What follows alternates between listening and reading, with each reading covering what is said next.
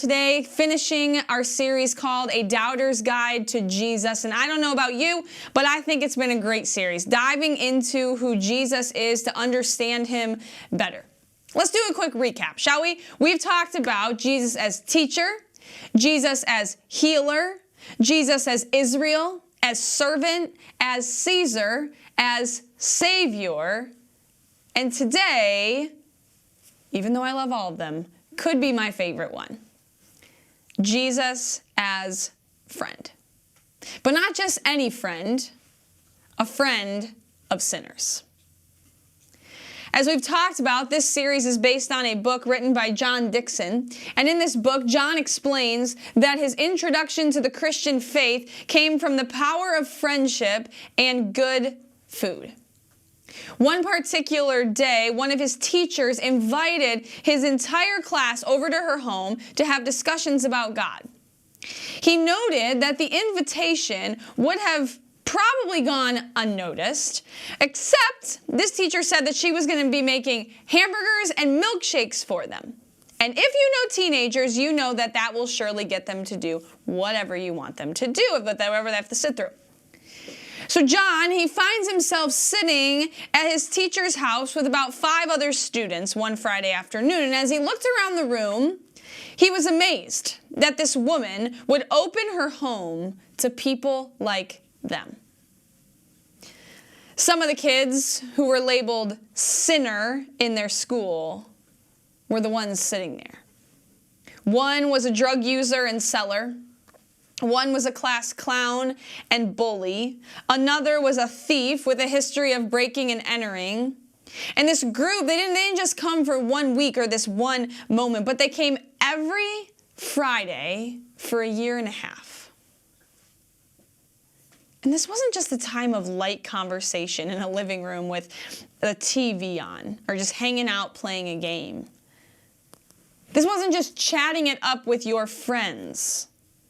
This was a group of people who were incredibly hard to love, a group of people who were not easy to have in your home, a group of people who didn't agree with anything that you said. And as I'm reading this story in this book, I wonder, do you think people were asking, what is she doing with them? And I began to wonder if that's the question that people asked of Jesus. What is he doing with them? Jesus, the friend of sinners. That's what people called him. Not intended as a compliment by any means, but he took it as one.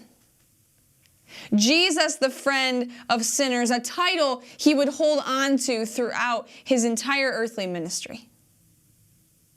Jesus, the friend of sinners, a phrase that was supposed to be an insult, but one I would imagine Jesus was pretty proud of. This morning, we're going to be in Matthew chapter 9, which took place in the city of Capernaum. Now at this time, Jesus did so much of his ministry here in Capernaum that it was considered to be his own town, his home base. It was near the coast of the Mediterranean Sea and sits right on the Sea of Galilee. It was rich agriculturally in the fishing industry, and it had this international highway cutting right through it, which meant there was a ton of traffic, people coming in and out of the city, and especially lots of people that lived there. From religious Jews to Roman soldiers to fishermen and farmers to tax collectors, all kinds of different people. And so because of that, there was an office located there to collect taxes from the people to send back to Rome. And those people that had this job were called tax collectors. But see, tax collectors, they didn't have a good reputation. In fact, they weren't really loved by anyone. Because what would happen was that they would collect the taxes plus a little bit more. They would charge people more than they actually needed to so they could keep money for themselves. And no one could do anything about it. So the reputation of a tax collector was that they were ripping you off. They were betraying you. They were stealing from you. One doesn't become a tax collector because you care about the goodwill of your neighbors and you have these warm fuzzies about community. No. When you become a tax collector, you have the mindset, I don't care I don't care what rules I break, who I hurt, what I do, who never talks to me again. I'm just here to get my money. You're closing off every relationship in your life. So in Matthew chapter 9, we're going to begin reading where Jesus approaches a man named Matthew, the tax collector. Matthew chapter 9, starting at verse 9 through 13. As Jesus went on from there, he saw a man named Matthew sitting at the tax collector's booth. "Follow me," he told him, and Matthew got up and he followed him. While Jesus was having dinner at Matthew's house, many tax collectors and sinners came and ate with him and his disciples. When the Pharisees saw this, they asked his disciples, "Why does your teacher eat with tax collectors and sinners?" On hearing this, Jesus said to them, "It is not the healthy who need a doctor, but the sick. But go and learn what this means. I desire mercy, not sacrifice, for I have not come to call the righteous, but I have called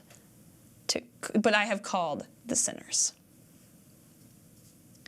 Right away, we see there was an invitation to follow Jesus. This invitation that Jesus gives Matthew, who was a tax collector, who was an outcast, was labeled a sinner. Now, it's not that to be thought that Matthew's never heard of Jesus. There's no doubt that Matthew heard about this Jesus guy. I'm sure Matthew had listened to on the outskirts of the crowds, wondering what it would be like to leave his life as a tax collector and see what Jesus had to offer. And if you ever did wonder that, the invitation is right in front of him. And he has this decision to make. And we know that the decision he made was to go and follow Jesus. It doesn't say how long it took him to make that decision, but we do know that by the world's standards, back then and even now, it would have been a difficult one. A decision that would have caused you to give up everything that you had. And people might have been confused by that. Because Jesus' request of, "Hey, come follow me," meant leaving your job, leaving your income, leaving your security, your house, your family, your friends, your lifestyle as you know it, and that couldn't have been an easy thing to do. When Jesus tells Matthew to come and follow, he's saying to him, I need you to cancel your plans. I need you to cancel your plans and what you thought your life would be like. I need you to change your life. I need you to give some things up. I'm going to call you to something different. I'm going to call you to something greater. I'm going to call you to something higher. Your future is not going to look like your past. And we learn that Matthew and many others, they did this. They wanted to cancel their plans. What the disciples and so many people eventually found out as time went on when they were walking with Jesus and living with Jesus was that, yes, it costed something to accept the invitation to follow Jesus, but they gained so much more from it, and it was a joy to make that decision. Because if you followed Jesus, that means that you were with Jesus. And if you were with Jesus, that means you were walking with Jesus and observing Jesus and listening to Jesus. And if you were doing that, that means you were learning from him constantly. And that is a life-changing invitation. Secondly, we see that there is intentional fellowship. Fellowship is companionship, it's friendship, it's being in community with a group of people, having personal relationships with one another, doing life together. After Jesus' invitation to Matthew, it says that Jesus was having dinner at Matthew's house with a bunch of tax collectors, with a bunch of sinners. After Jesus asks him to follow him, there's immediate intentionality that happens after Jesus invites Matthew. Jesus doesn't say, hey, come and do what I do. Come and follow me. I'm going to ask you to leave your entire life, right? And leave your entire life. Come into my life, but I don't want to come into yours. No. No, he befriends him. He invites him into intentional fellowship with him. He steps into his life. He wanted to know him and care for him, not for what he could do for him, but because he loved him, as well as the people who were with Matthew. Jesus follows up after he invites to follow, because the one-time invitation to follow him was not enough. So here is Jesus. He's tearing down each one of these stereotypes by eating with tax collectors and sinners, eating with the outcasts, the people with no friends, the people who no one wanted to associate with. He's reaching his hand into food with other people's hands who were not considered clean. He's showing people that he wants to be with them, that he wants to have a relationship with them. He's showing them an outpouring of the Lord's kindness and friendship. But see, this idea proposed a big problem in some of the people's eyes, especially the eyes of the Pharisees. The Pharisees were the religious leaders of the day.